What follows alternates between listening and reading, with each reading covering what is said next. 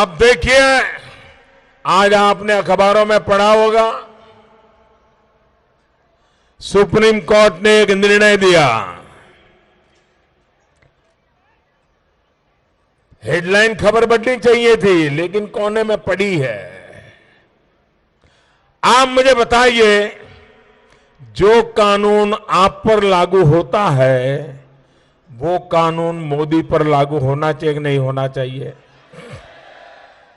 होना चाहिए कि नहीं होना चाहिए? जो कानून हिंदुस्तान के सामान्य नागरिक पे लगता है वही कानून देश के प्रधानमंत्री पर लगना चाहिए कि नहीं लगना चाहिए? इसमें कोई भेदभाव होना चाहिए क्या? क्या मोदी प्रधानमंत्री बन गया तो उसको स्पेशल राइट होना चाहिए क्या? उसको विशेष अधिकार होना चाहिए क्या? ये परिवार चार चार पीढ़ी से विशेष अधिकार भोग रहा है भाइयों।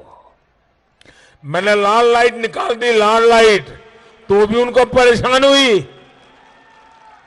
मुझे बताइए, लाल लाइट निकाल दी, किसी ने आत्महत्या की क्या? कोई मर गया क्या? ये सब ऐसे ही खैरखा बनकर के घूम रहे थे, लोगों पर रौब झाड़ते थे। अरे सामान्य मानवी की तरह जी नहीं सकते क्या? ये मैं इसलिए कर पा रहा हूं क्योंकि मैं आपके बीच में से आया हूं, आप में से बड़ा हुआ हूं। भाइयों बहनों, आज आपने कोने में अखबार में खबर देखी होगी, करोड़ों रुपयों का घपला, इनकम टैक्स में फर्जी कंपनियों के नाम पर घपला, और उनकी सरकार के समय सारी फाइलें बंद कर दी थी। मां बेटे की फाइलें बंद, मां बेटे ने जो लिख के दिया अफसरों ने उसी को साइन कर दिया। हम आए, लोग मुझे पूछ रहे थे कि मोदी जी आप तो 2014 में भ्रष्टाचार की बात बताते थे, क्या किया? आपका हक है कि नहीं है? मुझे करना चाहिए नहीं करना चाहिए? और वो काम देश हित का है कि नहीं है? किसी के साथ हमारा अन्याय करने का इरादा तो नहीं है ना? आपको विश्वास है ना?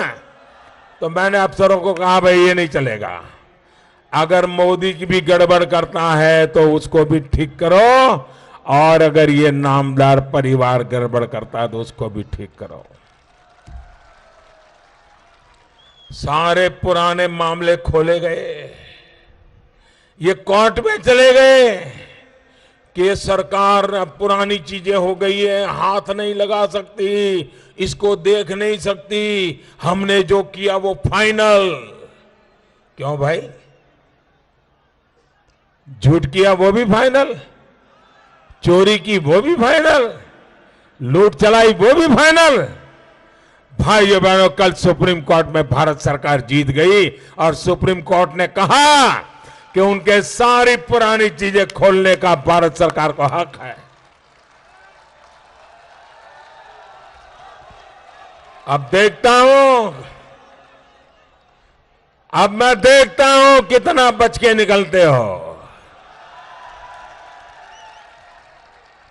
भाइयों बहनों, क्या कभी किसी ने सोचा था कि ये नामदार परिवार जो चार चार पीढ़ी देश पे राज किया हो, इस देश में ऐसे राग दरबारियों की फौज है। हिंदुस्तान के हर कोने में राग दरबारियों की एक फौज है, जिन्होंने दो दो तीन तीन पीढ़ी, इन चार पीढ़ी से मलाई खाई है, माल खाया है, उनका नमक खाया है। वे आज भी उनकी सेवा करने में लगे हुए हैं।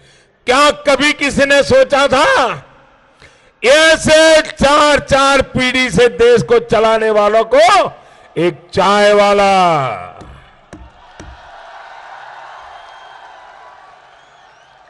उसकी हिम्मत देखो,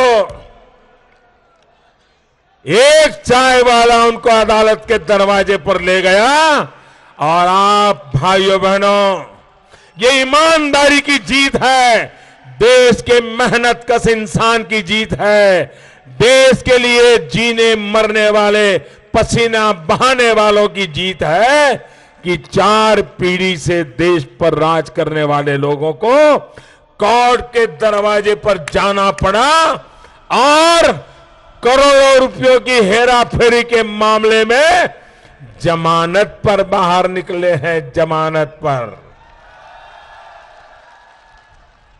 भाइयों बहनों, आपके मोहल्ले में, आपके गांव में किसी पर सरकार ने मुकदमा किया हो और अगर वो जमानत पे आए तो मोहल्ले में उसकी इज्जत होती है क्या? उसको कोई बहन बेटी देने के लिए तैयार होता है क्या? उसके घर कोई खाने पीने का रिश्ता बनाता है क्या? रिश्ता तोड़ता है कि नहीं तोड़ता है? अरे जो जमानत पे आए हैं उनको राजस्थान दे सकते हैं क्या? जो जमानत पर आए हैं उनके रिश्ता रख सकते हैं क्या? ये जमानत पर छूटे हुए लोगों पे भरोसा कर सकते हैं क्या?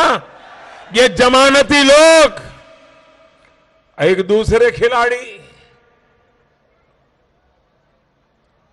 नामदार की बड़ी सेवा करने वाले, और वो ऐसा ही मानते हैं कि बुद्धि भगवान ने सिर्फ उन्हीं को दी है। देश के गृह मंत्री रहे, देश के वित्त मंत्री रहे, और हुआ क्या? भाइयों बहनों, ये चाय वाले की ताकत देखिए, जो खुद सुप्रीम कोर्ट में वकालत करते थे, जिनका सुप्रीम कोर्ट में डंका बजता था, देश के बड़े से बड़े लोगों का वकालत का काम जो खुद करते थे सुप्रीम कोर्ट में, मोदी ने ऐसा खेल खेला, मोदी ने ऐसी चाल चली, मोदी ने ऐसी सच्चाई ढूंढ के निकाली, पन्ने पन्ने खोज करके निकाले, उनका खुद का बेटा जेल चला गया, जेल चला गया, भ्रष्टाचार के मामले में जेल चला गया, जमानत पर निकला है अभी।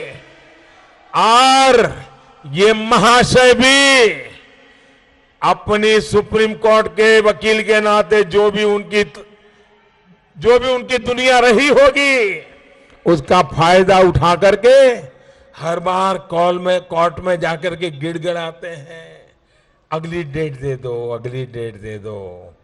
और कोर्ट सरकार को कहती है कि फलानी तारीख तक उनको अरेस्ट नहीं कर सकते, फिर दोबारा जाते हैं, फिर कोर्ट कहती है फलानी तारीख तक अरेस्ट नहीं कर सकते हो। अरे कितने दिन तक कोर्ट से मदद लेते रहोगे?